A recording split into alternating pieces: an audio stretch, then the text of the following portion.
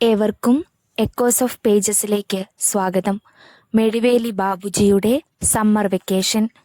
അധ്യായം 1. സൂര്യൻ പടിഞ്ഞാറോട്ട് ചാഞ്ഞു തുടങ്ങി. അതുവരെ കത്തിയെരിയുന്നതുപോലെ തോന്നിയ വെയിലിന് അല്പം ആശ്വാസം വന്നു. ചെറിയ കാറ്റു വീശുന്നത് പോലും കടുത്ത ചൂടോടെയാണ്. മുത്തശ്ശി ഉമ്മറത്തിരുന്ന് കണ്ണുകൾക്ക് മുകളിൽ കൈവച്ച് കിഴക്കോട്ട് നോക്കി. പാടത്തിന് നടുവിലൂടെയുള്ള കനത്ത നടവരമ്പിൽ നിറയെ തേങ്ങകളുമായി നിൽക്കുന്ന തെങ്ങുകളുടെ തഴപ്പുള്ള ഓലകളിൽ സൂര്യകിരണങ്ങൾ തട്ടി അവ വെട്ടിത്തിളങ്ങുന്നു. നടവരമ്പ് ചെന്നവസാനിക്കുന്നത് ചെമ്മൺ പാതയിലാണ്. അതുവഴി ഒരു കാളവണ്ടി വടക്കോട്ട് പോകുന്നു. പ്രായം 72 മാതൃമുത്തശ്ശിക്ക് ഇപ്പോഴും കണ്ണുകൾക്ക് യാതൊരു കുഴപ്പവുമില്ല. ചെമ്മൺ റോഡിൽ നിന്നും നടവരമ്പിലേക്ക് ആരെങ്കിലും പ്രവേശിച്ചാൽ ഉടനെ മുത്തശ്ശി പറയും അതാരാണെന്ന്. വെറ്റില ചെല്ലമെടുത്ത് മടിയിൽ വെച്ച് നാലും കൂട്ടി ഒന്ന് മുറുക്കി കോളാമ്പിയിലേക്ക് തുപ്പിയിട്ട് മുത്തശ്ശി നിവർന്നിരുന്നു. ഇപ്പോഴും ഒരു ചന്തം തന്നെയുണ്ട് മാതൃമുത്തശ്ശിക്ക്. കാതിൽ കിടക്കുന്ന കമ്മലുകൾ രണ്ടും കൂടി 4 പവനെങ്കിലും വരും. കഴുത്തിലെ മാലയ്ക്കും അതിൽ കുറവില്ല. മുണ്ടും റൗക്കയും ഉത്തരീയവുമാണ് വേഷം. തറവാട് 4 കെട്ടാണ്. അറയും നിരയും നിലവറയുമൊക്കെയുണ്ട്. തറവാട് മുറ്റം കഴിഞ്ഞാൽ 10 അടി അപ്പുറം മുതൽ പാടമാണ്. നോക്കെത്താത്ത ദൂരത്തിൽ നിരന്നു കിടക്കുന്ന പാടം. അത്രയും മുത്തശ്ശിയുടേതു തന്നെ. അറയ്ക്കൽ തറവാട് എന്ന് പറഞ്ഞാൽ അറിയാത്തവർ നാട്ടിലുണ്ടാവില്ല. ഒരു തവണ കൊയ്തെടുക്കുന്ന നെല്ലുകൊണ്ട് 4 വർഷം ഉണ്ണാം. പിന്നെയും മീതി വരും. ഒരു തവണ തേങ്ങയിട്ടാൽ പുരയോളം ഉയരത്തിൽ മുറ്റത്ത് കൂനയുണ്ടാകും. അനുഭവിക്കാനോ? തറവാട്ടിൽ ആകെയുള്ളത് മുത്തശ്ശിയും മകളും മാത്രമാണ്. മകൾ മായാദേവി 50 വയസ്സ് വരും. അവരുടെ ഭർത്താവും ഏക മകളും ഡൽഹിയിലാണ്. വല്ലപ്പോഴും വരും. 1-2 മാസം നിൽക്കും, തിരിച്ചു പോകും, അത്ര തന്നെ. എന്നാൽ മകൾ വന്നിട്ട് ഇപ്പോൾ 7 വർഷങ്ങൾ കഴിഞ്ഞിരിക്കുന്നു. അച്ഛന് ലീവ് കിട്ടുമ്പോൾ മകൾക്ക് ക്ലാസ് ഉണ്ടായിരിക്കും. രണ്ടും കൂടി ഒത്തുവരുമ്പോൾ മകൾ ഏതെങ്കിലും കൂട്ടുകാരിയുടെ കൂടെ അവരുടെ നാട്ടിലേക്ക് പോകും. തൻ്റെ അമ്മയെയും മുത്തശ്ശിയെയുമൊക്കെ കാണാൻ അവൾ നാട്ടിലേക്ക് വരാത്തത് തന്നെ ഒരു പ്രത്യേക കാരണം കൊണ്ടാണ്. ഡൽഹിയിൽ താമസിക്കാൻ എത്രയോ വർഷങ്ങൾക്ക് മുൻപ് മുതലേ അച്ഛനും മകളും മായാദേവിയെ വിളിക്കുകയാണെന്നോ. എന്നാൽ തൻ്റെ അമ്മയെ തനിച്ചാക്കി ഒരിടത്തേക്കുമില്ലെന്ന് മായാദേവി തീർത്തു പറഞ്ഞു. തറവാട് പൂട്ടിയിട്ടിട്ട് എല്ലാവരും കൂടി പോകാമെന്ന് വെച്ചാൽ അതൊട്ട് നടക്കത്തുമില്ല. ഇക്കാണുന്ന നിലവും പുരയിടവുമൊക്കെ കണ്ടവരുടെ കയ്യിലായി പോകില്ലേ. മാത്രമോ മുത്തശ്ശിക്ക് ഇന്നത്തെ പുതിയ ലോകത്തോട് പുച്ഛമാണ്. തറവാട്ടിൽ ഫ്രിഡ്ജോ ടിവിയോ ഫോണോ ഒന്നും വയ്ക്കാൻ മുത്തശ്ശി സമ്മതിക്കില്ല. എന്തിന്, ഒരു റേഡിയോ പോലുമില്ല. ഒരിക്കൽ ഒരു സിനിമ മുത്തശ്ശി കണ്ടിട്ടുണ്ട്, ഭക്തകുചേല. ഫിലിം ഷോ തൊട്ടടുത്ത് നടത്തിയപ്പോൾ മുത്തശ്ശി പോയി കണ്ടു, അത്രമാത്രം. തറവാട്ടിൽ എല്ലാ കാര്യങ്ങളിലും മുത്തശ്ശിയുടെ കണ്ണുകളെത്തും. തറവാട്ടിന്റെ പരിസരത്ത് പോലും ഇന്നും മത്സ്യമാംസാദികൾ ഉപയോഗിക്കാറില്ല. പാടത്തു നിന്നും രാമൻ നായർ കയറി വന്നു. പിന്നാലെ 2 ചെറുമരും. എന്തായിരുന്നു മൂന്നാളും കൂടി? കുറെ നേരമായല്ലോ പാടത്ത് ചാടിക്കളിക്കാൻ തുടങ്ങിയിട്ട്. മുത്തശ്ശി കോളാമ്പിയിലേക്ക് തുപ്പിയിട്ട് രാമൻ നായരെ നോക്കി. നായർ തുവർത്തെടുത്ത് മുഖത്തെ വിയർപ്പ് തുടച്ചു. ചെറുമരൽപ്പം അകലെ നിന്നതേയുള്ളൂ. ഇന്നും ഹീനന്മാരെന്ന് പറഞ്ഞ് പുറന്തള്ളിയിരിക്കുകയാണ് മുത്തശ്ശി അവരെ. തറവാട്ടിൽ കയറിക്കൂടാ. രാമൻ നായർ അറയ്ക്കൽ തറവാട്ടിലെ കാര്യസ്ഥനാണ്. പരമ്പരാഗതമായി അറയ്ക്കലെ കാര്യസ്ഥന്മാരാണ് രാമൻ നായരുടെ കുടുംബക്കാർ. അയാളുടെ അച്ഛനും മുത്തച്ഛനുമെല്ലാം അങ്ങനെ തന്നെ. തൻ്റെ നാവിറങ്ങിപ്പോയോടോ? മാതൃമുത്തശ്ശി ചോദ്യം ആവർത്തിച്ചു. മുത്തശ്ശി അത് രാമൻ നായർ പരിങ്ങി. എന്തു പറഞ്ഞാലും മുത്തശ്ശി അംഗീകരിക്കില്ലെന്ന് അയാൾക്കറിയാം. അടുത്തയാഴ്ച കൊയ്യേണ്ടതല്ലേ? അയാൾ പറഞ്ഞു. വെള്ളം കുറച്ചുകൂടി വറ്റിയാൽ അത്രയും കച്ചുകൂടി കൊയ്തെടുക്കാമല്ലോ. മനസ്സിലായി മനസ്സിലായി, എന്നെ കനപ്പിക്കുകയായിരുന്നല്ലേ? രാമൻ നായർ മിണ്ടിയില്ല. തൊട്ടടുത്തിരുന്ന പണപ്പെട്ടിയെടുത്ത് ചെറുമർക്കുള്ള കൂലി എണ്ണി രാമൻ നായരെ ഏൽപ്പിച്ചു. കൊയ്ത്തു തുടങ്ങുന്നതിന് മുൻപ് തേങ്ങ ഇടിയിക്കണം. രണ്ടും കൂടി നടന്നൂന്ന് വരില്ല. അങ്ങനെയാകാം, ആകണം. രാമൻ നായർ ചെറുമർക്ക് കൂലി കൊടുത്ത് പറഞ്ഞയച്ചു. നടവരമ്പിലൂടെ ആരോ സൈക്കിളിൽ പാഞ്ഞു വരുന്നത് മുത്തശ്ശി കണ്ടു. ആരാ രാമൻ നായരെ വായുഗുളികയ്ക്ക് വരണത്? മുത്തശ്ശി തിരക്കി. ഒരു പരിചയവും തോന്നണില്ലല്ലോ. രാമൻ നായർ നെറ്റി ചുളിച്ചു നോക്കി. അതാ തപാലാപ്പീസിൽ ജോലിയുള്ള ചെക്കനല്ലേ, നമ്മുടെ അണുക്കത്തെ ദിവാകരന്റെ മോൻ ദേവൻ. അയാൾ തറയിലിരുന്നു. ദേവനോ? അത്തരമൊരു പേരിന് അവൻ അർഹനാണോ? അല്ല, അതിപ്പോ പേരിലെന്തിരിക്കുന്നു മുത്തശ്ശി? ഫാ, മുത്തശ്ശി ഒരാട്ടാട്ടി. മാദ്രി എന്നെ എൻ്റെ അച്ഛൻ സ്നേഹത്തോടെ വിളിച്ചിരുന്നതാ. പക്ഷെ എനിക്കിട്ട പേര് പങ്കജമെന്ന. ഞാനൊരു താമര തന്നെയായിരുന്നടോ. എൻ്റെ മോൾക്ക് ഞാൻ മായാദേവിന്ന് പേരിട്ടതും നല്ലോണം ചിന്തിച്ചു തന്നെയാ. അല്ലാണ്ട് കണ്ട ഏഭ്യന്മാരെ പോലെ മേലു കീഴു നോക്കാണ്ടല്ല. അപ്പോൾ കൊച്ചുമോടെ പേരോ? ചോദിക്കാതിരിക്കാൻ കഴിഞ്ഞില്ല രാമൻ നായർക്ക്. അതവിടെ അച്ഛൻ്റെ ശാഠ്യമല്ലേ. ഞാൻ ലക്ഷ്മിന്ന് പേരിട്ടതാ. പറ്റില്ല, അതൊക്കെ പഴയ പേരാണ് പോലും. അവർക്കൊക്കെ ഇംഗ്ലീഷ് പേര് വേണമത്രേ. വാ കൊണ്ട് ഉച്ചരിക്കാൻ കൊള്ളാത്ത കുറെ പേരുകൾ. എന്തോന്നാ അവൾക്കിട്ടിരിക്കുന്ന പേര്? മുത്തശ്ശി തല ചൊറിഞ്ഞു. പഹല, രാമൻ നായർ ഓർമ്മിപ്പിച്ചു. പലക, മുത്തശ്ശി പുച്ഛിച്ചു. ഇതാണോ രാമൻ നായരെ പേര്? ഞാനവളെ ലക്ഷ്മീനെ വിളിക്കൂ. മറ്റേ പേര് കേട്ടാൽ ആണാണോ പെണ്ണാണോ എന്ന് പോലും തിരിച്ചറിയാൻ കഴിയുമോ രാമൻ നായരെ? അതിനർത്ഥമുണ്ടോ? കഴിഞ്ഞ തവണ ധർമ്മൻ സാർ വന്നപ്പോൾ ഞാൻ അതേക്കുറിച്ച് ചോദിച്ചായിരുന്നു. എന്നിട്ട്? മുത്തശ്ശി ഇളകിയിരുന്നു. സൈക്കിൾ നടവരമ്പിൽ വെച്ചിട്ട് തറവാടിനു നേരെ നടന്നു വരികയായിരുന്നു ദേവൻ. മുത്തശ്ശി അവനെ ഒന്ന് നോക്കിയിട്ട് വീണ്ടും രാമൻ നായരുടെ നേർക്ക് കണ്ണയച്ചു. ധർമ്മൻ എന്തു പറഞ്ഞു? അദ്ദേഹം ഡൽഹിയിലായതുകൊണ്ട് കുട്ടിക്ക് ഹിന്ദി പേര് തന്നെ ഇരിക്കട്ടെ എന്ന് വിചാരിച്ചെന്ന്. പഹല എന്ന് പറഞ്ഞാൽ ആദ്യത്തേതെന്നോ ഒന്നാമത്തേതെന്നോ മറ്റോ ഒക്കെയാണ് പോലും അർത്ഥം. കുറെ കൂടി നല്ലത് പാതാളമെന്നായിരുന്നു രാമൻ നായരെ. ദേവൻ മുറ്റത്തെത്തി. മുത്തശ്ശി അവനെ അടിമുടി നോക്കി. ദിവാകരന്റെ മോൻ എൻ്റെ മുന്നിൽ മുണ്ടു മടക്കിക്കുത്തി നിൽക്കാൻ മാത്രം വളർന്നോടാ? സോറി മുത്തശ്ശി. അവൻ പെട്ടെന്ന് മടക്കിക്കുത്തഴിച്ചിട്ടു. എന്തോന്നാടാ നീ പറഞ്ഞത്? ക്ഷമിക്കണമെന്ന്. എന്നാൽ പിന്നെ ആദ്യമേ അത് പറഞ്ഞാൽ പോരായിരുന്നോടാ? അവൻ തല ചൊറിഞ്ഞു. നീ എന്തിനാ വന്നത്? ഒരു കമ്പി ഉണ്ടായിരുന്നു എൻ്റെ ഭഗവതി. മുത്തശ്ശി നെഞ്ചത്ത് ഒറ്റയടിയായിരുന്നു. ആരാടാ ചത്തത്? നിലവിളി കേട്ട് പിന്നാമ്പുറത്തു നിന്നും മായാദേവിയും അടുക്കളക്കാരിയുമൊക്കെ ഓടിയെത്തി. എന്താ അമ്മേ, എന്തുണ്ടായി? അവർ മുത്തശ്ശിയെയും കാര്യസ്ഥനെയും ഒക്കെ നോക്കി. ഈ പയ്യൻ ഒരു കമ്പി കൊണ്ടുവന്നതാ, ടെലഗ്രാം. ദേവൻ ആവർത്തിച്ചു. നമ്മളെ ഇട്ടേച്ചു പോയല്ലോടി. മുത്തശ്ശി വിലാപം തുടരുകയാണ്. ആരാ അമ്മേ? അത് ഞാൻ എങ്ങനെ അറിയുമെടി? മായാദേവി ദേവനെ നോക്കി. എന്താണ് ടെലഗ്രാം? പഹലായും കൂട്ടുകാരും നാളെ വരുന്നു. ഇതിനാണോ അമ്മ കരഞ്ഞത്? പിടിച്ചു നിർത്തിയതുപോലെ മുത്തശ്ശിയുടെ കരച്ചിൽ നിന്നു. രോഷം ദേവനോടായി. എന്നാൽ പിന്നെ നിനക്കിത് നേരത്തെ പറഞ്ഞുകൂടായിരുന്നോടാ കൊശവ? മുത്തശ്ശി എന്നോട് ചോദിച്ചില്ലല്ലോ. എന്നോട് മറുപടി പറയുന്നോ? ഇതൊരു പുലിവാലായല്ലോ. അവൻ പിറുപിറുത്തു. എന്താടാ പറഞ്ഞത്? അല്ല, ഇനി എനിക്ക് പോകാമല്ലോ എന്ന് പറയുകയായിരുന്നു. ആ പൊയ്ക്കോ. ഇവിടെ ഒരൊപ്പിടണം. ദേവൻ പേപ്പർ നീട്ടി. മായാദേവി ഒപ്പുവെച്ചു കൊടുത്തു. അവൻ പോയി. മുത്തശ്ശി രാമൻ നായരെ നോക്കി. താൻ എന്താടോ കുന്തം വിഴുങ്ങിയ മാതിരി ഇരിക്കണേ? എൻ്റെ ലക്ഷ്മി മോള് നാളെ വരുന്നുണ്ട്. അല്ല, കൂട്ടുകാരുമുണ്ടെന്നല്ലേ അവൻ പറഞ്ഞത്? അതെ അമ്മേ, മായാദേവി പറഞ്ഞു. ഇനി വരുമ്പോൾ കുറേ കൂട്ടുകാരികളും ഉണ്ടാവൂന്ന് കഴിഞ്ഞ കത്തിലും അവൾ എഴുതിയിരുന്നു. അവൾ അവരുടെയൊക്കെ വീട്ടിൽ പോയിട്ടുണ്ട് പോലും. പോകുമെടി പോകും. അവൾക്ക് അമ്മയും മുത്തശ്ശിയുമല്ലേ കാണരുതാന്നുള്ളൂ. എൻ്റെ മടിയിൽ ഇറങ്ങാൻ മടിച്ചിരുന്ന കുട്ടിയാ ഇപ്പൊ എങ്ങനെയായി കാണുമോ ആവോ എൻ്റെ ഭഗവതി. മുത്തശ്ശി രാമൻ നായരോട് കൽപ്പിച്ചു. അവർക്ക് ശർക്കര ഉപ്പേരിയും അവലോസുണ്ടയും ഒക്കെ വലിയ ഇഷ്ടമാ. ഇന്ന് രാത്രി കൊണ്ട് എല്ലാം ശരിയാക്കണം. ഓ, താൻ ഇവിടെ തന്നെ ഉണ്ടാവണമെന്നാ ഞാൻ പറഞ്ഞത്. മനസ്സിലായേ? അതെയോ? അത്രമാത്രം കേമനായി കഴിഞ്ഞോ താൻ? രാമൻ നായർ വിളറിപ്പോയി. അടുക്കളക്കാരികൾ വായി പൊത്തി ചിരിച്ചുകൊണ്ട് പിൻവാങ്ങി. അടുത്ത ദിവസം രാവിലെ മുതൽ ഉമ്മറത്ത് തന്നെ കിഴക്കോട്ടും നോക്കിയിരിക്കുകയാണ് മാതൃ മുത്തശ്ശി. സമയം ഇഴഞ്ഞു നീങ്ങുന്തോറും അവർക്ക് ഉത്കണ്ഠയായിരിക്കുന്നു. കുട്ടികൾ എന്താ വൈകണത്? ഇടയ്ക്കിടെ പിറുപിറുക്കും. അമ്മ ഒന്നും കഴിക്കണില്ലേ? മായാദേവി വന്ന് തിരക്കി. ആവാം, കുട്ടികളോടൊന്ന് വന്നോട്ടെ. സമയം കൊഴിഞ്ഞുകൊണ്ടിരുന്നു. അവസാനം ചെമ്മൺ റോഡിൽ ഒരു കാർ വന്നു നിന്നു. മുത്തശ്ശി ഉറ്റുനോക്കി. 4-5 പേർ കാറിൽ നിന്ന് ഇറങ്ങുന്നു. മായേ, അവരാണെന്ന് തോന്നുന്നു, മുത്തശ്ശി വിളിച്ചു പറഞ്ഞു. രാമൻ നായരും ഓടിയെത്തി. നോക്കി നിൽക്കാതെ പോയി കുട്ടികളുടെ പെട്ടിയും മറ്റും എടുത്തോണ്ട് വാടോ. രാമൻ നായർ വേഗം പോയി. കാറിൽ നിന്നിറങ്ങിയവർ നടവരമ്പിലൂടെ വരുന്നതും രാമൻ നായർ പെട്ടി വാങ്ങുന്നതുമൊക്കെ മുത്തശ്ശി കണ്ടു.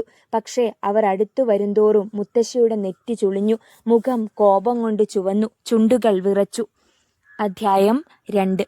ആള് തെറ്റിയെന്ന് തോന്നണല്ലോ മായേ. മാതൃമുത്തശ്ശി നടന്നു വരുന്നവരെ കോപത്തോടെ നോക്കിക്കൊണ്ട് പറഞ്ഞു. പിന്നെ എന്തിനാ ആ രാമൻ നായർ അവരുടെ പെട്ടി വാങ്ങിയത്?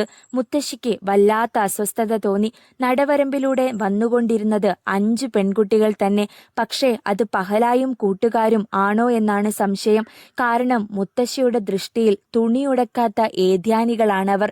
ഒരാൾ ജീൻസും ബനിയനും, മറ്റൊരാൾ കാൽമുട്ടിന് താഴെയെത്തുന്ന ഒരുതരം പാൻറ്റും സ്ലീവ്ലെസ് ഷർട്ടും, മൂന്നാമത്തെയാൾ സൽവാർ കമ്മീസ്, നാലാമത്തേത് മിഡിയും ടോപ്പും, ഏറ്റവും പിന്നിൽ വരുന്നവൾ മുട്ടോളമെത്തുന്ന നിക്കറും ഇറുകിയ ബനിയനും പുൾ ഓവറും വേഷം. എല്ലാവരും കൗബോയ് തൊപ്പിയും കൂളിംഗ് ഗ്ലാസും അണിഞ്ഞിട്ടുണ്ട്. കാതുകളിൽ പുതിയ തരം കമ്മലുകളും, കൈകളിൽ കടും കളറുള്ള കുപ്പിവളകളും, ലിപ്സ്റ്റിക് പുരട്ടിയ ചുണ്ടുകളും. ഇതിനൊന്നും നാണവും മാനവുമില്ലേ ഈശ്വര? മുത്തശ്ശി മുകളിലേക്ക് നോക്കിപ്പോയി. മായാദേവി സൂക്ഷിച്ചു നോക്കി. പഹലയെ അക്കൂട്ടത്തിൽ തിരയുകയായിരുന്നു അവർ. കണ്ടിട്ട് 7 വർഷങ്ങളായി. തന്റെ മാറിടം ചുരത്തുന്നത് പോലെ അവർക്ക് തോന്നി. നടവരമ്പിൽ നിന്നും അവർ തറവാട് മുറ്റത്തേക്ക് പ്രവേശിക്കാൻ ഭാവിക്കുന്നത് മുത്തശ്ശി ഞെട്ടലോടെ കണ്ടു. രാമൻ നായർ വേഗം മുന്നിൽ കടന്നു. അവിടെ നിൽക്കിൻ! പെട്ടെന്ന് മുത്തശ്ശി അലറി. എല്ലാവരും അമ്പരന്നു പോയി. പെൺകുട്ടികൾ പകച്ചു നിന്നു. മുത്തശ്ശി, ഇവർ! രാമൻ നായർ എന്തോ പറയുവാൻ ഭാവിച്ചു. ശബ്ദിക്കരുത്! മുത്തശ്ശി എണീറ്റ് മുറ്റത്തേക്കിറങ്ങി. അതാണെന്റെ മുത്തശ്ശി, പഹല മറ്റുള്ളവരോട് പറഞ്ഞു. അപ്പുറത്ത് നിൽക്കുന്നത് അമ്മയും. നിന്റെ മുത്തശ്ശിക്ക് തലയ്ക്ക് അസുഖം വല്ലതുമുണ്ടോടി? ഒരുവൾ തിരക്കി. ഞാനും അത് തന്നെയാണ് ആലോചിക്കുന്നത്. 7 വർഷം മുൻപ് ഞാൻ കാണുമ്പോൾ യാതൊരു കുഴപ്പവുമില്ലായിരുന്നു. പിന്നെ മനുഷ്യന്റെ കാര്യമല്ലേ, സ്ഥിരബുദ്ധിയില്ലെന്നുറപ്പാ, മറ്റൊരുവൾ തീർപ്പ് കൽപ്പിച്ചു. മുത്തശ്ശി അവർക്ക് മുന്നിലെത്തി. എങ്ങോട്ടാ എല്ലാവരും കൂടി? മുത്തശ്ശി, ഇത് ഞാനാ. കണ്ണട എടുത്തുകൊണ്ട് മുട്ടിനടിയിൽ വരെ ഇറക്കമുള്ള പാൻറ് ധരിച്ചവൾ മുന്നോട്ട് ചെന്നു. മുത്തശ്ശിയുടെ ലക്ഷ്മി മോള്. ഹയ്യടാ! മാദ്രി ചുണ്ടുകൾ വക്രിച്ചു. നീ തന്നെയാണോടീന്ന് ഞാനെങ്ങനെ അറിയും? ഡൽഹിയിൽ ഉടുതുണിക്കും ക്ഷാമമാണോ? അതോ നിന്റെ തന്ത തുണി പോലും വാങ്ങാതെ സമ്പാദിക്കുകയാണോ? അതാണു കാര്യം. അവർക്കു വ്യക്തമായി. മുത്തശ്ശി തിരിഞ്ഞു നടന്നു. മാന്യമായിട്ട് തുണിയെടുത്തോണ്ട് ഈ തറവാട്ടിലേക്ക് കയറിയാൽ മതി. മുത്തശ്ശി, ഞങ്ങളങ്ങ് വന്നിട്ട്. വേണ്ട വേണ്ട രാമൻ നായരെ, അവർക്ക് വേണ്ട തുണികൾ കൊണ്ടുപോയി കൊടുക്ക്. മുത്തശ്ശി, ഈ വേഷങ്ങളൊക്കെയാ ഇപ്പോഴും പെൺകുട്ടികൾ ധരിക്കാറ്, പഹല ഓർമ്മിപ്പിച്ചു. ഹയ്യടാ, നല്ല ചേല്! അതിവിടെ നടക്കത്തില്ല. കുറെ പരിഷ്കാരികള്. മുത്തശ്ശി ഉമ്മറത്തെത്തിക്കഴിഞ്ഞിരുന്നു. അമ്മ നിസ്സഹായിയായി നിൽക്കുന്നത് പഹല കണ്ടു. അവൾ തിരിഞ്ഞു കൂട്ടുകാരികളെ നോക്കി. ദേ, കിളവിയെ ഇപ്പോൾ തൊട്ടേ ഇങ്ങനെ അനുസരിക്കാൻ തുടങ്ങിയാൽ നമുക്കൊന്ന് തുമ്മാൻ പോലും കഴിയില്ല. ഒരുവൾ. അത് ശരിയാ. മറ്റൊരുവൾ. നിങ്ങൾ വരിൻ. പഹല മുന്നിൽ നടന്നു. അവിടെ നിൽക്കാനല്ലേ പറഞ്ഞത്? മുത്തശ്ശി വിരൽ ചൂണ്ടി. അങ്ങനിപ്പം നിൽക്കുന്നില്ല, പഹല പറഞ്ഞു.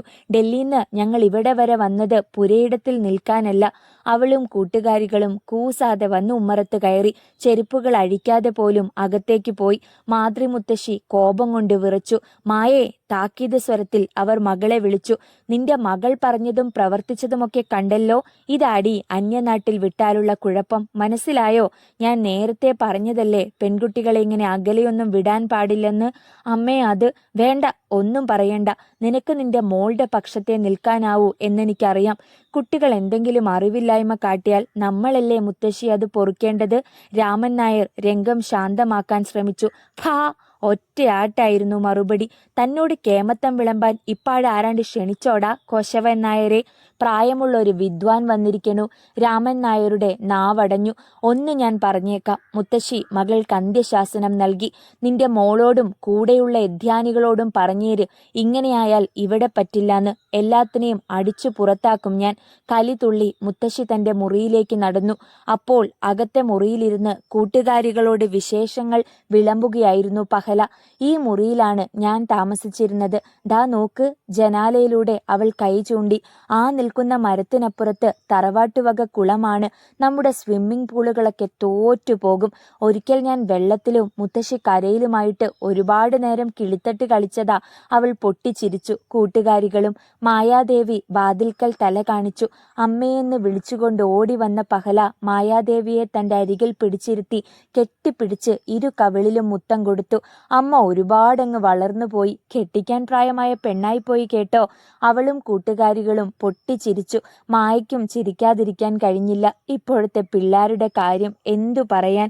പഹല കൂട്ടുകാരികളെ അമ്മയ്ക്ക് പരിചയപ്പെടുത്തി. ഇത് ഡാലിയ, ഇവൾ നാൻസി, ഹീര, റോജ. ഇവിടുന്ന് ചെന്ന കാലം തൊട്ടേ ഞങ്ങൾ സുഹൃത്തുക്കളാ. മായ അവരെ നോക്കി ചിരിച്ചു. എല്ലാവരും മലയാളികളാ? അതെ അമ്മേ. പിന്നെ പകല കൂട്ടുകാരികളെ നോക്കി. എൻ്റെ അമ്മ ഇപ്പോഴും മുത്തശ്ശി പറയുന്നതിനപ്പുറത്ത് ചലിക്കില്ല കേട്ടോ. എൻ്റെ അച്ഛൻ പറഞ്ഞാൽ പോലും. മായ കൗതുകത്തോടെ മകളെ നോക്കിയിരിക്കുകയാണ്. 7 വർഷം കൊണ്ട് ഇവളങ്ങ് വളർന്നിരിക്കുന്നു. ആരു കണ്ടാലും ഒന്ന് നോക്കിപ്പോകുന്ന സൗന്ദര്യം. അമ്മ എന്താ എന്നെ കോരി കുടിക്കുകയാണോ? മകൾ കളിയാക്കി. മായ ചിരിക്കാൻ ശ്രമിച്ചു. എന്നാലും 7 വർഷം. നിനക്ക് അമ്മയൊന്ന് കാണണമെന്നുകൂടി തോന്നിയില്ലേ? മകൾ ചിരിച്ചു. അമ്മയ്ക്ക് ഞാനും അച്ഛനുമല്ലല്ലോ വലുത്, മുത്തശ്ശിയല്ലേ? മായയുടെ മുഖം മ്ലാനമായി. അതേ, എൻ്റെ അമ്മ എനിക്ക് ദൈവമാ. അതിലൊരു കുത്തുവാക്ക് ഒളിഞ്ഞിരിപ്പില്ലേ എന്ന് പഹല സംശയിച്ചു. വിശക്കുന്നമ്മേ. പഹല സംസാരം മറ്റൊരു വഴിക്ക് തിരിച്ചു. വരിൻ, എല്ലാം ശരിയാക്കി വച്ചിരിക്കുകയാണ്. അവർ എണീറ്റു. നിങ്ങൾ വേഗം മാറിക്കോളിൻ. അപ്പുറത്ത് തളത്തിൽ വെള്ളമുണ്ട്. കാലും മുഖവും കഴുകി വന്നോളൂ. കാലും കഴുകലൊക്കെ പഴയ രീതിയാണമ്മേ. ഇപ്പൊ കൈ കഴുകാൻ തന്നെ ബുദ്ധിമുട്ടാ. അപ്പോഴാ അവൾ ഉറക്കെ ചിരിച്ചു. പതിയെ ചിരിക്കുമോളെ. അതിന് മറുപടിയായി കൂട്ടുകാരികൾ ചേർന്നാണ് ചിരിച്ചത്. ഈ അമ്മ ഇപ്പോഴും തനി നാടൻ തന്നെ. മകൾ ഒരുപാട് മാറിയിരിക്കുന്നുവെന്ന് അമ്മയ്ക്ക് മനസ്സിലായി. ഇവിടെ മുത്തശ്ശിയും ഇവരും തമ്മിൽ എങ്ങനെ യോജിച്ചു പോകും ദൈവമേ. വേഷം മാറാതെ തന്നെ അവർ ഊണുമുറിയിലെത്തി. മേശയും കസേരകളും ഉണ്ടായിട്ടും തറയിൽ ചമ്രം പടഞ്ഞിരിക്കണം. പറ്റില്ല. പഹല എണീറ്റു. കൂട്ടുകാരികളും. അവർ കസേരകളിലിരുന്നു. ഒന്നും പറയാതെ മായ ഇലയിട്ടു. മുത്തശ്ശി അവിടേക്ക് വരരുതേ എന്ന പ്രാർത്ഥനയോടെ. ഇലയിൽ ഊണ് കഴിച്ച കാലം മറന്നു. കുട്ടികൾക്ക് സന്തോഷമായി. തോരനും തൊടുകറിയുമൊക്കെ രുചിച്ചു നോക്കി. അവർ തൃപ്തിപ്പെട്ടു. ഇപ്പോൾ നിങ്ങൾക്കൊക്കെ മനസ്സിലായോ എൻ്റെ അമ്മയുടെ കൈപുണ്യം? മായയുടെ മനസ്സ് നിറഞ്ഞു. പട്ടണത്തിൽ നിന്നും വരുന്ന കുട്ടികൾക്ക് ഇതൊക്കെ ഇഷ്ടമാകുമോ എന്നായിരുന്നു പേടി. ഇവിടെ നല്ല കരിമീൻ കിട്ടില്ലേ അമ്മേ? ഊണ് കഴിക്കുന്നതിനിടയിൽ പഹല തിരക്കി. അയ്യോ, പതിയെ പറ. ഇവിടെ സസ്യാഹാരമേ ഉണ്ടാക്കൂന്ന് മോൾക്കറിയില്ലേ? എന്നും ഒരേ ആഹാരമോ? അത് പറ്റില്ല. ഇടയ്ക്കിടയ്ക്കെങ്കിലും കുറച്ച് മീനും ഇറച്ചിയും ഒക്കെ വേണം. പഹല, മുത്തശ്ശി കേൾക്കണ്ട. പിന്നെ കേട്ടാലെന്താ? പെട്ടെന്ന് മായ ഓർത്തു. അമ്മ ഒന്നും കഴിച്ചിട്ടില്ല. കുട്ടികൾ വന്നിട്ടാകാമെന്ന് പറഞ്ഞ് ഇരിക്കുകയായിരുന്നു. കുട്ടികളെ കണ്ട സന്തോഷത്തിൽ താനത് മറന്നു. മായയ്ക്ക് കുറ്റബോധം തോന്നി. അമ്മയുടെ ഭാവമാറ്റം പഹല ശ്രദ്ധിച്ചു. എന്താ അമ്മേ, മുത്തശ്ശിയെ ഊണിന് വിളിച്ചില്ല? അത്രേ ഉള്ളോ? അവൾക്ക് നിസാരം. നിങ്ങൾ വന്നിട്ടേ കഴിക്കൂന്നുള്ളെന്നും പറഞ്ഞ് ഇരിപ്പായിരുന്നു. രാവിലെ മുതൽ വഴിക്കണ്ണുമായി. മായയുടെ സ്വരം പതറി. കുട്ടികൾ അതിനു മറുപടി പറഞ്ഞില്ല. ആരോ മുരടനക്കിയപ്പോൾ ഏവരും തിരിഞ്ഞു. വാതിൽക്കൽ മുത്തശ്ശി. ഈ തറവാട്ടിൽ ഇതുവരെ പുരുഷന്മാരല്ലാതെ ആരും മേശയിൽ വെച്ചുണ്ടിട്ടില്ല. മുത്തശ്ശിയുടെ കടുത്ത സ്വരം. അതിനിപ്പോ മാനം ഇടിഞ്ഞു വീഴുകയും മറ്റുമില്ല മുത്തശ്ശി. പഹല തിരിച്ചടിച്ചു. മുത്തശ്ശി എന്തോ പിറുപിറുത്തുകൊണ്ട് വെട്ടിത്തിരിഞ്ഞു നടന്നു. മായ ശാസന രൂപത്തിൽ മകളെ നോക്കി. അവൾ അത് കണ്ടതായി ഭാവിച്ചില്ല. ഊണ് കഴിഞ്ഞിട്ട് അവർ എണീറ്റു. ഇലയെടുത്തിട്ട് മായ അമ്മയുടെ മുറിയിലേക്ക് ചെന്നു. അസ്വസ്ഥതയോടെ കിടക്കയിൽ തിരിഞ്ഞും മറിഞ്ഞും കിടക്കുകയാണ് മുത്തശ്ശി. മായയ്ക്ക് ഭയം തോന്നി. അമ്മേ, പതിയെ വിളിച്ചു. എന്താ? എടുത്തടിക്കും പോലെ ചോദ്യം. ഊണ് കഴിക്കാൻ. രൂക്ഷമായൊരു നോട്ടമായിരുന്നു മറുപടി. എനിക്ക് നിന്റെ മോടെ കൂടെ ഒന്ന് മുണ്ണാൻ കൊതിയില്ലടി. പക്ഷേ ഒന്ന് ഞാൻ പറഞ്ഞേക്കാം. എനിക്കിഷ്ടമില്ലാത്ത രൂപത്തിൽ ഇവിടെ ആരും താമസിക്കാൻ ഞാൻ സമ്മതിക്കില്ല. അമ്മേ, അവരിങ്ങോട്ട് വന്ന് കയറിയതല്ലേ ഉള്ളൂ. ഒക്കെ ഞാൻ പറഞ്ഞ് മനസ്സിലാക്കാം. എവിടെ? ശരിയാവില്ല. ഒന്നും ശരിയാവില്ല. മുത്തശ്ശിയായി പോയില്ലേ ഞാൻ? നിനക്കും ഇപ്പോൾ നിന്റെ മോളോടും അവരുടെ കൂട്ടുകാരോടുമാ കൂടുതൽ കമ്പം. അമ്മയ്ക്കും എന്നോടായിരുന്നില്ലേ കമ്പം? ചോദിക്കാതിരിക്കാൻ കഴിഞ്ഞില്ല മായയ്ക്ക്. ഓഹോ, അത്രടം വരെയായി. നീയും എന്നെ ചോദ്യം ചെയ്യണമല്ലേ? അമ്മേ, ഞാൻ വേണ്ട, ഒന്നും പറയണ്ട. ഞാൻ നിന്നെ സ്നേഹിച്ചേല് എനിക്ക് നിന്റെ സ്നേഹം തിരികെ കിട്ടി. നീ നിന്റെ മകളെ എത്ര സ്നേഹിച്ചാലും അതുപോലെ നിനക്ക് തിരികെ തരാൻ അവൾക്ക് കഴിയുമെന്ന് കരുതുന്നുണ്ടോ മായേ?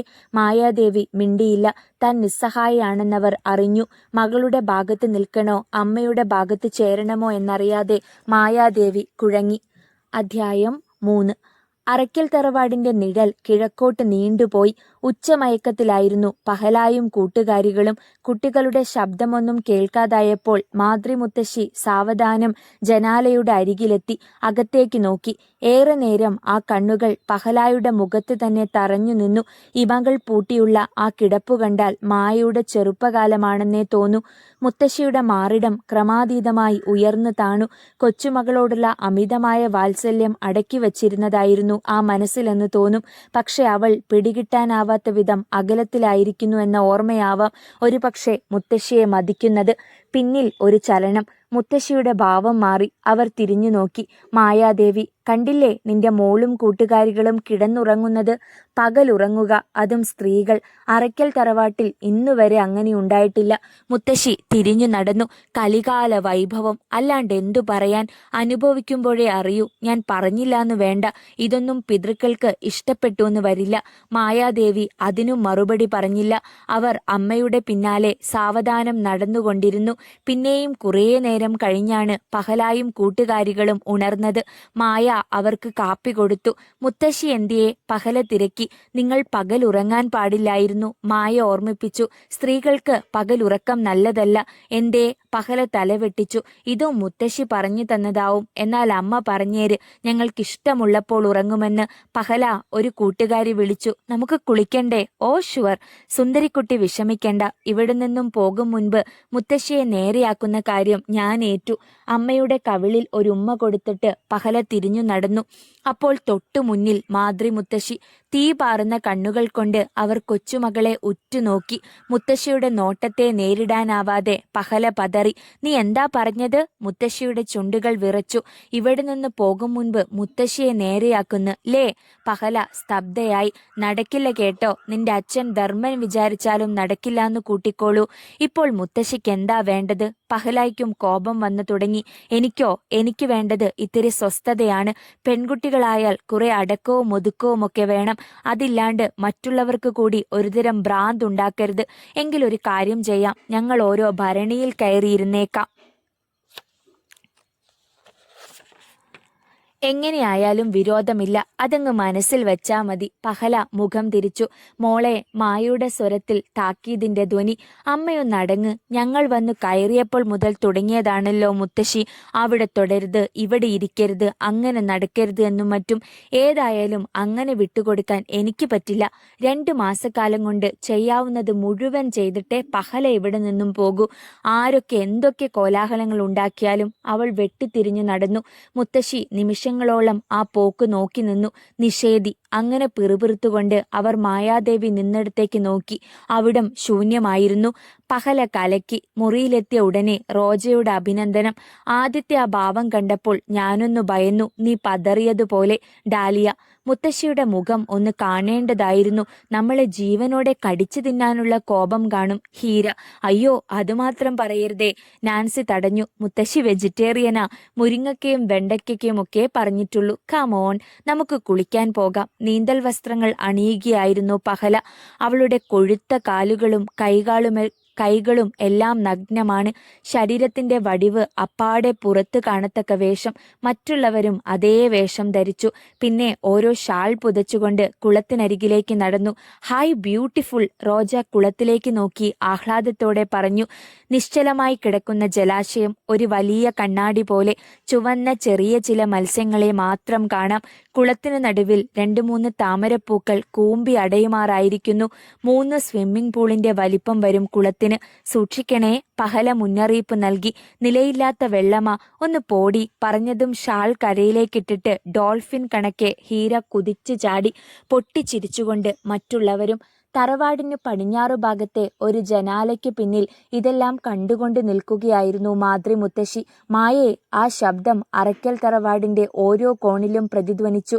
എന്താ അമ്മേ? മായാദേവി ഓടിയെത്തി. കോപം കൊണ്ട് വിറയ്ക്കുകയായിരുന്നു മുത്തശ്ശി. എന്തുണ്ടായി അമ്മേ? മുത്തശ്ശിക്ക് സംസാരിക്കുവാൻ അല്പനിമിഷങ്ങൾ വേണ്ടി വന്നു. എന്തുണ്ടാവാൻ? നിന്റെ മോളും ആ നിഷേധികളും കൂടി കാട്ടണത് കണ്ടോ? മുത്തശ്ശി കൈ ചൂണ്ടി. ഇന്നുവരെ തറവാട്ടിൽ പിറന്ന ഒരു പെൺതരി പോലും കാട്ടിയിട്ടില്ലാത്ത തോന്നിയാസം.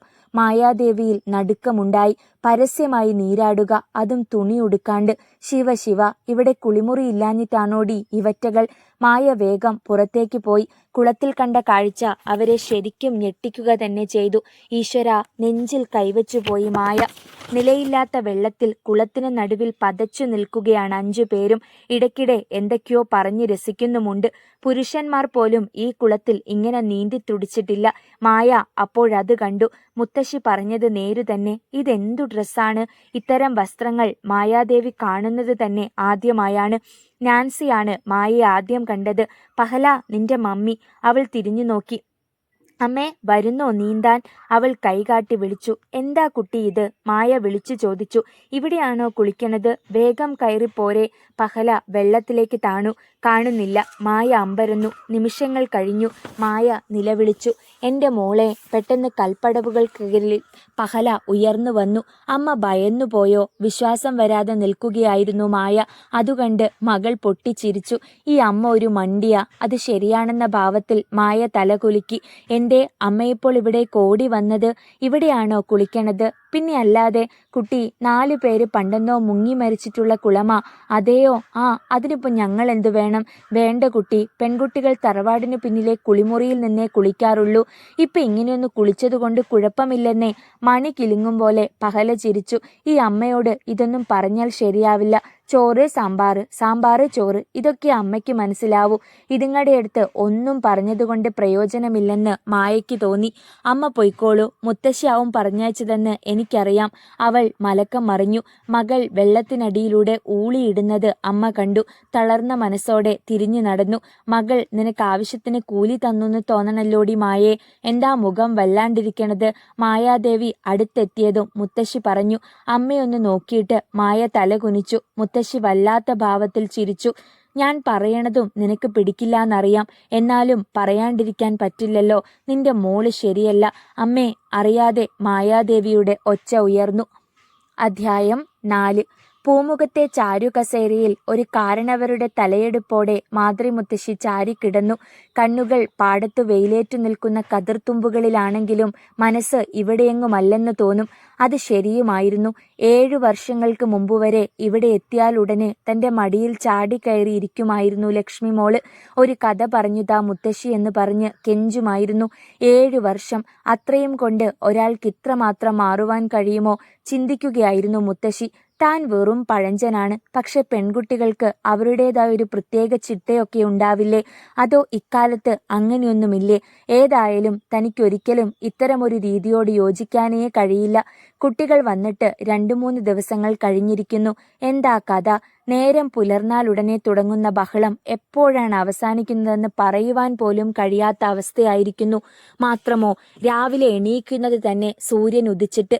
തൻ്റെയൊക്കെ ചെറുപ്പകാലത്ത് കുളിയും തേവാരവുമൊക്കെ കഴിഞ്ഞാലും പിന്നെയും ഉണ്ടാവും 2 നാഴിക നേരം പുലരുവാൻ. ഇതങ്ങനെയാണോ?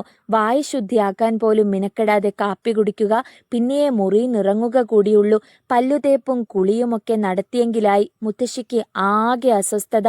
ലക്ഷ്മി മോളും കൂട്ടുകാരും വരുന്നൂന്ന് കേട്ടപ്പോൾ എന്തൊരു ഉത്സാഹമായിരുന്നു. ഒക്കെ പോയിരിക്കുന്നു. പ്രതീക്ഷകൾക്ക് നേരെ വിപരീതമാണ് ഓരോന്നും നടക്കുന്നത്.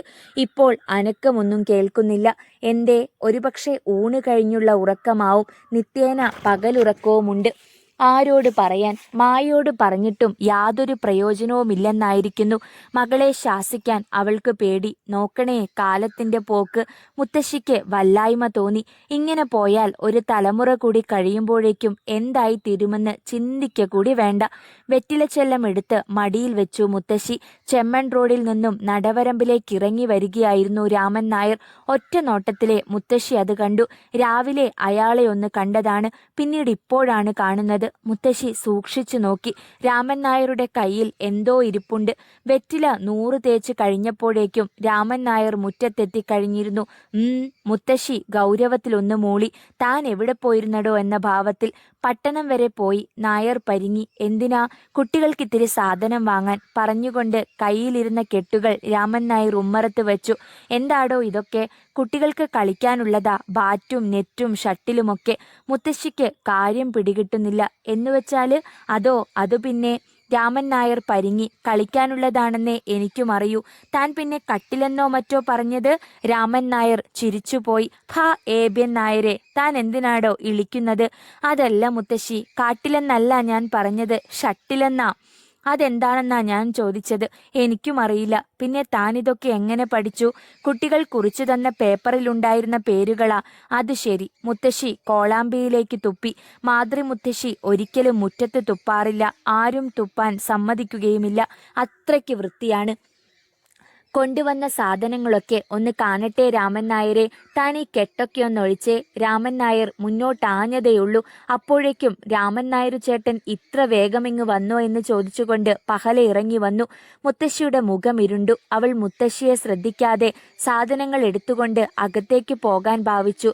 കുഞ്ഞെ, ബാക്കി പൈസ എന്ന് പറഞ്ഞ് നായർ കീശയിൽ കൈ കടത്തിയപ്പോഴേക്കും അത് ചേട്ടൻ വച്ചോളൂ എന്ന് പറഞ്ഞ് നടന്നു കഴിഞ്ഞിരുന്നു പഹല.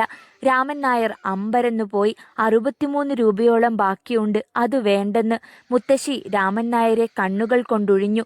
എത്രയുണ്ട് ഉപഹാരം, 63 ചില്വാനം. അക്ഷരാർത്ഥത്തിൽ അവരും അമ്പരന്നു പോയിരുന്നു. എങ്കിലും അത് പുറത്ത് കാണിച്ചില്ല. അത്രയുള്ളോ? ഞാൻ വിചാരിച്ചു 100 രൂപയെങ്കിലും കാണുമെന്ന്. രാമൻ നായർ ഉള്ളിൽ ചിരിക്കുകയായിരുന്നു. 2 രൂപയായാൽ അത് മടക്കി വാങ്ങി പെട്ടിയിൽ വയ്ക്കാതെ അടങ്ങിയിരിക്കുന്ന ആളല്ല മുത്തശ്ശി. ആ ആളാണിപ്പോൾ.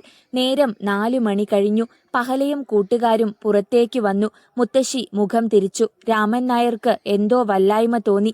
പെൺകുട്ടികൾ ആൺകുട്ടികളെ പോലെ നിക്കറും ബനിയനും ധരിച്ചിരിക്കുന്നു. ഷൂസും സോക്സുമൊക്കെ ധരിച്ച് കയ്യിൽ ബാറ്റുമായി.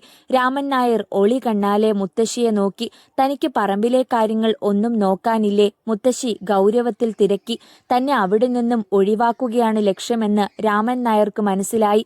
അയാൾ പറഞ്ഞു, ഞാൻ പോകാൻ ഭാവിക്കുകയായിരുന്നു. പിന്നെന്താ താമസിക്കണേ, പൊയ്ക്കോളൂ. നായർ എണീറ്റു. രാമൻ നായർ ചേട്ടൻ പോകല്ലേ, പഹല വിളിച്ചു പറഞ്ഞു. നെറ്റിന്റെ ഒരറ്റം മുറ്റത്ത് നിന്ന തെങ്ങിൽ കെട്ടിയിട്ട് അടുത്തത് എവിടെ കെട്ടുമെന്നറിയാതെ ചുറ്റും നോക്കുകയാണവർ. എന്താ കുഞ്ഞെ, ദാ ഇവിടെ ഒരു തൂണ് കുഴിച്ചിട്ടുതാ. മുത്തശ്ശി തല തിരിച്ചു. മുറ്റത്ത് തൂണ് കുഴിച്ചിടാനോ? ഈ വൃത്തികെട്ട കളി മുറ്റത്തോ? രാമൻ നായരെ, തന്നോട് ഞാൻ പറഞ്ഞ പണി പോയി ചെയ്. മുത്തശ്ശിയുടെ കൽപ്പന. ഞാൻ പറഞ്ഞത് ചെയ്തിട്ട് പോയാൽ മതി രാമൻ നായർ ചേട്ടാ, പഹലയും പറഞ്ഞു. രാമൻ നായർ കുഴഞ്ഞു. അയാൾ ഇരുവരെയും നോക്കി. ആരു പറയുന്നത് കേൾക്കണമെന്ന മട്ടിൽ. രണ്ടുപേരും വിട്ടുകൊടുക്കുന്ന ലക്ഷണമില്ല. പഹലയുടെ കൂട്ടുകാരി ഒരു വെട്ടുകത്തി കൊണ്ടുവന്ന് രാമൻ നായരുടെ മുന്നിലേക്കിട്ടു. ചേട്ടൻ തൂണ് വെട്ടിക്കൊണ്ടുവാ. രാമൻ നായർ വെട്ടുകത്തിയെടുത്തു. എടോ, മുത്തശ്ശിക്ക് കോപം വന്നു. താൻ എന്ത് ചെയ്യണമെന്ന് തീരുമാനിക്കേണ്ടത് ഞാനാ, അല്ലാതെ മറ്റാരുമല്ല. രാമൻ നായർ, ഞാൻ പറഞ്ഞത് വേണം ആദ്യം ചെയ്യുവാൻ. പഹലയും വിട്ടുകൊടുക്കുന്നില്ല. മായാദേവി വഴക്കുകേട്ട് ഓടിയെത്തി. എന്താ ഇവിടെ? രാമൻ നായർ കാര്യം പറഞ്ഞു. മായയും പരിങ്ങി നിന്നു. ഇവിടെ താൻ ആരുടെ ഭാഗം പിടിക്കണം? ഒരാളോട് കൂട്ടുകൂടിയാൽ അടുത്തയാളിന്റെ മുഖം കറുക്കും. എന്താടി, നിന്റെ വായിലും നാക്കില്ലേ? മുത്തശ്ശി മകളെ നോക്കി. എന്ത് ഭാവിച്ചാടി നിന്റെ മകളിങ്ങനെ ഓരോന്ന് കാട്ടണത്? പെൺകുട്ടികൾ ഇത്തരം വേഷമിട്ടോണ്ട് മുറ്റത്ത് കിടന്ന് ചാടുക. എങ്കിൽ പിന്നെ ഈ അറയ്ക്കൽ തറവാടെന്നുള്ള പേരങ്ങ് മാറ്റി മറ്റെന്തെങ്കിലും ചേർക്കുകയാവും ഭംഗി. അമ്മേ, അവർ വെളിയിൽ ജീവിച്ച കുട്ടികളല്ലേ. മായ അമ്മയെ സാന്ത്വനിപ്പിക്കാൻ ശ്രമിച്ചു. പക്ഷേ മുത്തശ്ശിയുടെ കോപം വർദ്ധിക്കുകയാണുണ്ടായത്. അവർ കാട്ടുന്ന ഓരോ തോന്യാസങ്ങൾക്കും നീയും കൂട്ടാണല്ലേ. എങ്കിൽ മകളുടെ കൂടെ അമ്മയും ഇറങ്ങിക്കോ പേക്കൂത്തുകൾ കാട്ടാൻ. മുത്തശ്ശിക്ക് ഇതൊന്നും കണ്ടാൽ സുഖിക്കുകയില്ല. പഹല വീറോടെ പറഞ്ഞു. നിങ്ങളുടെയൊക്കെ ചെറുപ്പത്തിൽ ഇത്രയും സ്വാതന്ത്ര്യം കിട്ടിയിരുന്നില്ലെന്ന് വെച്ച് ഞങ്ങളെയും ഇങ്ങനെ കുരുക്കിയിടാൻ നോക്കല്ലേ. അതേതായാലും നടക്കത്തില്ല. അത് ശരിയാടി. മുത്തശ്ശി കൈ ചൂണ്ടി. ഞങ്ങൾ പുരുഷന്മാരുണരുന്നതിന് മുൻപേ മുറ്റം കാണാറുണ്ടായിരുന്നു. മുറ്റമടിക്കുമ്പോൾ ആകെയുള്ള ഒരു കളി തളത്തിലിരുന്ന് കല്ല് കൊത്തുകയാ. അതും പ്രായമുള്ള ഒരു കളി. ആരും കാണുന്നില്ല എന്നുള്ളപ്പോൾ മാത്രം. പിന്നെ പുറത്തേക്കൊന്നിറങ്ങുന്നത് ഓണത്തിനോ അമ്പലത്തിൽ പോകാനോ മറ്റോ മാത്രം. അതൊക്കെ കഴിഞ്ഞു പോയ കാലം. ഇന്ന് അങ്ങനെയൊന്നുമല്ല. അതെങ്ങനെ മനസ്സിലാക്കാനാ? പൂത്ത പണമിരിപ്പുണ്ടെങ്കിലും വീട്ടിൽ പത്രം വരുത്തുകയോ റേഡിയോയോ ടിവിയോ എന്തെങ്കിലും വാങ്ങുകയോ ഒന്നുമില്ലല്ലോ. എനിക്ക് മനസ്സില്ലടി പണം ദൂർത്തടിക്കാൻ. അല്ല പിന്നെ, വയസ്സ് 72ആയി. ഇങ്ങനെ ജീവിച്ചിട്ടും മാതൃക്ക് ഇതുവരെ ഒന്നും പറ്റിയില്ല. ഇനിയിപ്പോ പറ്റാൻ പോകുന്നുമില്ല. നിന്റെ തന്ത സമ്പാദിക്കുന്നുണ്ടല്ലോ ആവശ്യത്തിന്. നീ അതങ്ങ് ദൂർത്തടിച്ചു കളഞ്ഞാൽ മതി. അല്ലെങ്കിലും ഞാൻ മുത്തശ്ശിയോട് പണമൊന്നും ചോദിച്ചിട്ടില്ലല്ലോ. ആവശ്യത്തിനും കുറെ കൂടുതലുമുള്ളത് എൻ്റെ ഡാഡി എനിക്ക് തന്നിട്ടുണ്ട്. ഓ, നിന്റെ ഡാഡി. മായാദേവി വെറും കാഴ്ചക്കാരിയായിരുന്നു. ഇങ്ങനെയുമുണ്ടോ മുതുക്കികൾ? പഹല പിറുപിറുത്തു. 72ആയിട്ടും 45കാരുടേതുപോലെ. മുത്തശ്ശി എണീറ്റു. വെറ്റില ചെല്ലവുമായി അകത്തേക്ക് നടന്നു. അതിനിടെ മായയോട് പറഞ്ഞു, ഇനി ഞാനിവിടെ ഇരുന്നാൽ ഒരുപക്ഷെ നിന്റെ മോൾ എന്നെ തല്ലിയെന്ന് വരും. ഞാൻ മുത്തശ്ശി മുത്തശ്ശിയായിപ്പോയില്ലേ, ആർക്കും വേണ്ടാത്തവൾ. നിന്റെ മോളോട് പറഞ്ഞേരെ, അവൾക്കും ഈ പ്രായമുണ്ടാകുമെന്ന്. അപ്പോഴവൾ ഓർക്കുമെന്ന്. മായ മകളെ നോക്കി. രാമൻ നായരെ കൊണ്ട് തൂണ് കുഴിപ്പിച്ചിരുന്ന ധൃതിയിലാണവൾ. അപ്പുറത്തും ഇപ്പുറത്തുമുള്ള വേലികൾക്കരികിൽ നിന്നും മറ്റു വീടുകളിലെ ആൾക്കാർ അത്ഭുതത്തോടെ ഈ പെൺകുട്ടികളെ കാണുകയായിരുന്നു. അവർക്കും ഈ പെൺകുട്ടികൾ ഏറെ അത്ഭുതമായിരുന്നു. അതിലുപരി മാതൃമുത്തശ്ശിയുടെ മുന്നിലാണല്ലോ ഈ പ്രകടനങ്ങളുമെന്ന് അത്ഭുതത്തോടെ അവർ ഓർത്തു.